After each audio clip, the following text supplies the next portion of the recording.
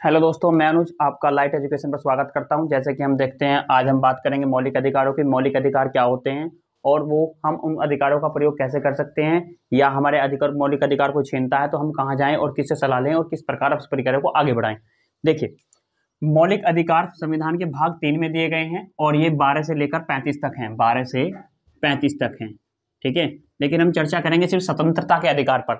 स्वतंत्रता का क्या अधिकार है और उसको किस प्रकार संविधान हमको प्रोवाइड कराता है। देखिए, स्वतंत्रता का अधिकार 19 से 22 तक होते हैं। स्वतंत्रता का इन लाइफ एंड लिबर्टी 19 से 22 तक है। अब आर्टिकल 19 से 22 तक, तो 19 में क्या कहा गया है? वाक एवं अभिव्यक्ति की अधिकार। वाक एवं अभिव्यक्ति का अधिकार, यानी व्यक्ति आ जा सकता है, घूम सकता है, कहीं भी बैठ सकता है और आना जाने वो जा सकता है। दूसरा, संघ बनाने का अधिकार। देखिए, जैसे कि आरएसएस संघ है, अकाली दल संघ है, जैसे शिवसेना है, तो इन्होंने आर्टिकल 19 का प्रयोग करके ही संघ बना रखे हैं, क्योंकि संविधान ही संघ बनाने का आपको अधिकार देता है। दूसरा, देखिए, देश में कहीं भी बस जाने का अधिकार। यदि आप जम्मू कश्मीर जा सकते हैं। पहले यह प्रावधान नहीं था, 317 आप जम्मू कश्मीर भी अपना निवास स्थान कर सकते हैं। यानी इसमें कहा गया है कि कोई भी व्यक्ति देश में कहीं भी बस जा सकता है, जमीन खरीद सकता है, रह सकता है, कहीं भी जा सकता है। तीसरा है जी, व्यापार करने का अधिकार। देश के किसी भी कोने में आप व्यापार कर सकते हैं, कि कोई, चाहे वो जम्मू कश्मीर हो, चाहे वो तमिलनाडु हो, देश के दक्षिण भारत हो या उत्तर भारत हो, किसी भी इलाके में जाके आप व्यापार कर सकते हैं, कोई आप पर बाउंडेशन नहीं है। दूसरा, अब देखिए पांचवा, इसमें क्या कहा गया है? यदि कोई व्यक्ति हथियार रहित रहित मतलब हथियार उसके पास ना हो, तो वो प्रदर्शन कर सकता है। प्रदर्शन करने का उसका अधिकार है, ठीक है जी। यानी कोई भी व्यक्ति बिना हथियार लिए प्रदर्शन करने का उसका अधिकार है। उस पर सरकार, संविधान हमको आर्टिकल 19 में कह रखा है कि आप हथियार बिना लिए प्रदर्शन कर सकते हो या धरना दे सकते हो। ये आपके कुछ अधिकार हैं। आगे बढ़ते हैं।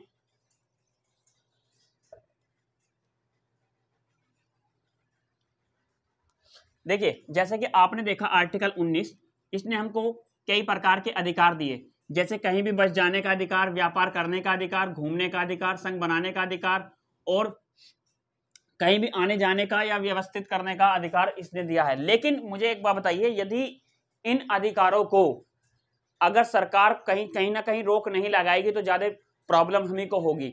देखिए, सरकार ने इसीलिए आर्टिकल 19(2) बनाया है और इसमें कहा है, सरकार देखकर और सिचुएशन में यानी विषम परिस्थिति में कुछ आर्टिकल 19(2) बनाकर कहा है कि मनुष्य के यानी मानव के मौलिक अधिकारों को कुछ कम कर सकती है। देखिए, कुछ कम करने का मतलब क्या है? अब मान के चलिए आपके देश में कोरोना फैल रहा है। अब कोरोना फैल रहा है तो सरकार कह रही है लॉकडाउन, अपने घर में रहिए, लेकिन आपको तो क्या कहेगा, हमको तो 19 में कह रखा है कहीं भी घूमने का अधिकार है। तो आप कहोगे हैं हमें तो आर्टिकल 19 के तहत घूमने का अधिकार है, हम तो जाएंगे। तो सरकार इसमें आपकी खाल तार देगी, आपको कुछ नहीं कर पाओगे, क्योंकि ये सरकार के पास प्रोटोकॉल है, सरकार इसके अकॉर्डिंग काम करती है, क्योंकि 19(2) में ये बताया गया है। तो ज्यादा अपनी पावर दिखाने की कोशिश ना करें, लोकतांत्रिक देश है, मामला खराब हो जाएगा। अब देखिए, जैसे कोरोना है या लोक व्यवस्था बनानी हो या सदाचार के लिए सरकार इस काम को कर सकती है। यानी जब देश की स्थिति खराब हो या कोई बाह्य देश आक्रमण कर दे या अंदर जो हमारे देश के अंदर जो सशस्त्र विद्रोह हो जाए या कोई बाहरी देश आक्रमण कर दे या कोरोना काल आ जाए, तो उस स्थिति में हमारे 19 के अधिकार कुछ कम हो जाते हैं, सरकार उन पर युक्ति प्रतिबंध लगा देती है। तो इसमें कुछ ही हद तक मौलिक अधिकारों को कम किया जाता है, क्योंकि आर्टिकल 13 में यह कह दिया गया कि संसद कोई भी ऐसा काम नहीं करेगी जो किसी के मौलिक अधिकारों को कम करने की बात कहे। अगर संसद हमारे मौलिक अधिकारों को बंद कर या कम करने की बात करती है तो सुप्रीम कोर्ट आर्टिकल 32 के तहत उसके खिलाफ एक्शन लेता है और हमारे अधिकार दिलाता है। आगे बढ़ते हैं।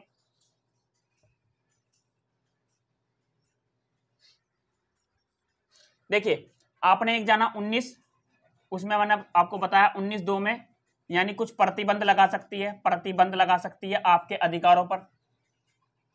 प्रतिबंध कैसे लगाती है? लोक व्यवस्था में, सदाचार में, है जी।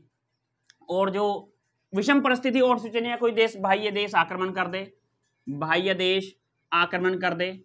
ऐसी स्थिति में सरकार आपके मौलिक अधिकारों को एक डिब्बे में बंद करके छोड़ देती है और आपको इस प्रोटोकॉल का पालन करना होता है। जिस प्रकार अभी लॉकडाउन लगा था तो हम लोग सभी सरकार के प्रोटोकॉल को प्रयोग में लाते हुए उसको फॉलो कर रहे थे। तो ये सरकार के पास कुछ अधिनियम है या इसके खिलाफ हम नहीं जा सकते। अब देखिए आर्टिकल 19 में ही बहुत सारी स्वतंत्रता और दे रखी है, जैसे प्रेस की स्वतंत्रता। प्रेस देखा ना आपने, मीडिया वाले कहीं भी घुस जाते हैं, किसी के दफ्तर में चले जाते हैं, तो प्रेस को यदि मीडिया को, जो प्रेस होती है मीडिया को, अगर उनको स्वतंत्रता है तो वो आर्टिकल 19 के तहत ही है, वो कहीं भी घुस जाती है, उस प्रत्येक व्यक्ति को अधिकार है। ठीक है जी, प्रेस को स्वतंत्रता। विदेश जाने का अधिकार भी हमारा है, विदेश जाने का अधिकार, विदेश जाने का अधिकार है।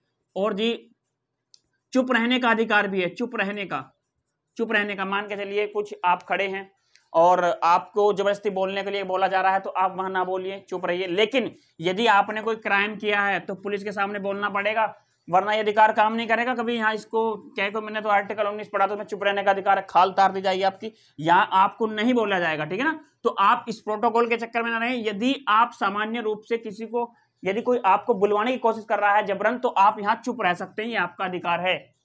आगे देखिए, विदेश जाने का हो गया, चुप रहने का हो गया, आंखों देखा हाल बताने का, आंखों देखा हाल, आंखों देखा हाल आप बता सकते हो। यदि आपने कहीं दुर्घटना देखी है या कोई किसी को मारते हुए देखा तो आप आंखों देखा हाल बता सकते हो, ये आपका राइट्स है। आगे देखिए, अब देखिए अनुच्छेद 20। देखिए इसमें क्या होता है, अपराधी जो होता है, अपराधी को संरक्षण है, अपराधी को संरक्षण है। अपराधी को संरक्षण का मतलब क्या है जी, यानी यदि कोई अपराधी अपराध कर देता है, समझिए किसी अपराधी ने किसी को जान से मार दिया है और उसको 302 के तहत सजा बुल गई है 5 साल की या 10 साल की, तो वो इस सजा को, जब ये इसने ये केस किया है तो उस साल को ये काटेगा, 10 साल को। जब उसकी 10 साल की सजा पूरी हो जाएगी उसे पुनः सजा नहीं बुलेगी, यानी अपराधी को एक अपराध की एक ही बार सजा मिल सकती है नहीं, इसलिए ये अपराधी को प्रोटेक्ट करता है। आर्टिकल 20 अपराधी को प्रोटेक्ट करता है, एक अपराध की एक ही बार सजा मिलेगी। आगे बढ़ते हैं, अनुच्छेद 21 क्या है जी। देखिए अनुच्छेद 21 में 2 आते हैं।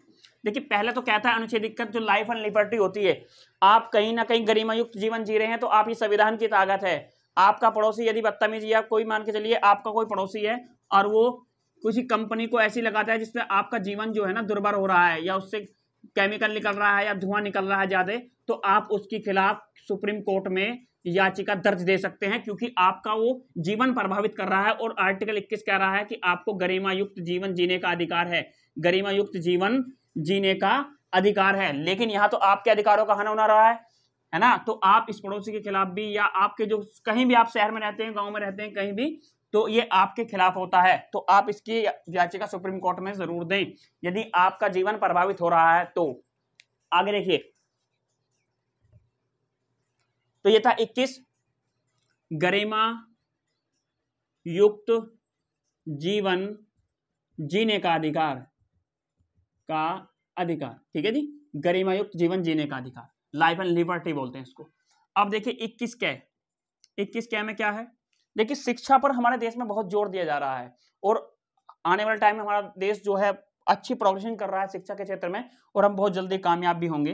देखिए 86वां संविधान संशोधन हुआ 2002 में, और इसमें शिक्षा के अधिकार को जोड़ा गया, शिक्षा का मौलिक अधिकार बना दिया गया, है ना। अगर आपका एग्जामिनर पूछे कि शिक्षा को मौलिक अधिकार कब बनाया गया, तो 86वां अमेंडमेंट हुआ 2002 में, और शिक्षा को 21 कै में डालकर मौलिक अधिकार बना दिया गया। मौलिक अधिकार 21 कै में डालकर शिक्षा के अधिकार को 86वें संविधान संशोधन 2000 के तहत मौलिक अधिकार बना दिया गया। आगे देखते हैं, चलिए अब देखिए हमारा 19 हो गया, 19 का 2 हो गया, और 20 हो गया, 21 हो गया। अब देखिए 22, देखिए 22 भी अपराधी को ही संरक्षण है, अपराधी को ही संरक्षण है इसमें भी। देखिए संरक्षण क्या है, यदि किसी व्यक्ति को पुलिस ने पकड़ा है, ए नाम का व्यक्ति पुलिस ने पकड़ा है, तो ये पुलिस की ड्यूटी है कि वो कोर्ट लेकर जाए 24 घंटे में, 24 घंटे के अंदर अंदर कहाँ पहुंचाए, इसको कोर्ट में पहुंचाए। ये प्रोटोकॉल होता है, ठीक है जी। इस प्रोटोकॉल में रखकर इस किसी भी व्यक्ति को पुलिस प्रोटोकॉल में रखते हुए कहाँ पहुंचाएगी, कोर्ट में पहुंचाएगी। कोर्ट यदि ऐसा नहीं करता है, कोई व्यक्ति इस व्यक्ति को कोर्ट नहीं पहुंचाता है, तो कोई भी व्यक्ति इसी के परिवार का सुप्रीम कोर्ट में आर्टिकल 32 के तहत जाकर मैंडेमस ला सकता है जी। मैंडेमस यानी सुप्रीम कोर्ट 5 प्रकार की रिट जारी करता है, उसमें से एक होती है मैंडेमस। मैंडेमस का मतलब होता है यदि कोई सरकारी अधिकारी अपने अधिकारों का गलत तरीके से प्रयोग करता है या किसी की गिरफ्तारी गैर कानूनी के तरीके से करता है, तो सुप्रीम कोर्ट एक रिट जारी करता है जिसको कहते हैं परमादेश। तो वो कोई भी थाने में होती है, थाने में भेजता है एक फर्रा, उस पर चेतावनी देता है कि इस व्यक्ति को या तो आप कोर्ट में लेकर आए, 3 दिन हो गए, आप क्या कर रहे हो उसके साथ, या तो इसको कोर्ट भेजिए या इसको तत्काल छोड़िए, ठीक है। यह सादा ही दे सकता है। यदि किसी भी व्यक्ति को पुलिस 3 दिन से या 2 दिन से पकड़ रखा है और कुछ नहीं कर रही है, तो आप डायरेक्ट सुप्रीम कोर्ट जा सकते हैं। आर्टिकल 32 के तहत ये आपका मौलिक अधिकार है, ये आपका अधिकार है, तो आप जा सकते हैं आर्टिकल 32 के तहत। यदि आप किसी राज्य में रहते हैं और आपसे सुप्रीम कोर्ट दूर है, सपोज करिए सुप्रीम कोर्ट कहाँ है जी, दिल्ली में सुप्रीम कोर्ट है, आप कहीं रहते हैं केरल में रहते हैं, तो अगर आप दिल्ली मत आइए, आप केरल के ही किसी राज्य में चले जाएंगे हाई कोर्ट में, हाई कोर्ट को भी यह अधिकार होता है, सुप्रीम कोर्ट को भी अधिकार होता है, लेकिन हाई कोर्ट में आप जाएंगे 226 के तहत। 226 के तहत आप याचिका देंगे, हाई कोर्ट भी परमादेश जारी करेगा और आपके उस थाने को चेतावनी देगा, या फिर उस आदमी को छोड़ दिया जाएगा, फिर उसको कोर्ट में प्रस्तुत किया जाएगा।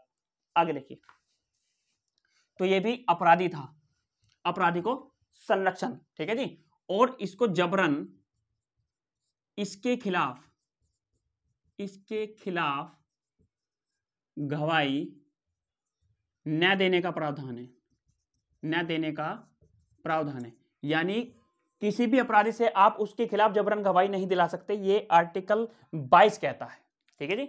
लेकिन आर्टिकल 22 में एक बहुत ही इंपॉर्टेंट आर्टिकल छोड़ दिया, ऐड किया गया है। देखिए आर्टिकल 22 कै, इसको कहते हैं निवारक निरोध की प्रक्रिया। अब देखिए ये क्या होता है जी, देखिए इसके तहत यदि कोई ए नाम का कोई व्यक्ति है, अब ये क्या करता है, अखंडता, देश की अखंडता, संप्रभुता या समाज में विद्रोह फैलाने की कोशिश करता है, तो ऐसे व्यक्ति को जिसके बोलने से, सभा करने से, सम्मेलन करने से दंगे होते हो, समाज में दुष्प्रभाव पड़ता हो, तो सरकार उसको इलेक्शन से पहले ही नजरबंद कर देती है। इसको कहते हैं निवारक निरोध, यानी उसको संदेह पर उठाती है। ना तो उसके पास कोई वारंट होता है, ना वो कोई सूचना देती है। बिना सूचना के, बिना वारंट के किसी भी अज्ञात व्यक्ति को पुलिस उठा सकती है और वो 3 महीने तक अपनी हिरासत में रख सकती है। जैसे महबूबा मुफ्ती को अभी जम्मू कश्मीर में रखा गया था जब 317 हटी थी, ठीक है जी। और वो उसको उसी के स्थान पर भी नजरबंद कर सकती है, उसे किसी से नहीं मिलने दिया जाएगा, ठीक है। तो सरकार के पास विषम परिस्थिति में भी ये अधिकार होता है कि निवारक निरोध के तहत किसी भी व्यक्ति को उठा लेगी जिस पर सरकार को शक होगा कि ये विद्रोह करा सकता है या दंगे करा सकता है, तो ऐसे व्यक्ति को सरकार उठा लेती है। आगे देखिए, ये जो 22 कै है, 22 कै, ये अधिनियम आया था 1950 में, जिसको हम कहते हैं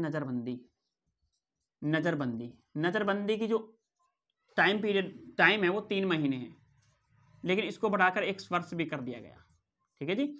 लेकिन नजरबंदी का टाइम कितना है, एग्जैक्ट 3 महीने है, ठीक है। इसको 22 कै में डाल दिया गया। तो दोस्तों आपने देखा कि स्वतंत्रता का अधिकार क्या होता है, और हमने देखा कि स्वतंत्रता कैसे काम करती है, कैसे नहीं, ठीक है जी। ये आर्टिकल भाग 3 में 19 से लेकर 22 है, और आज हमने अपने अधिकारों को जानने की कोशिश की। नेक्स्ट वीडियो में मिलते हैं। अगर आपको वीडियो अच्छी लगी हो तो लाइक, सब्सक्राइब एंड शेयर जरूर करें।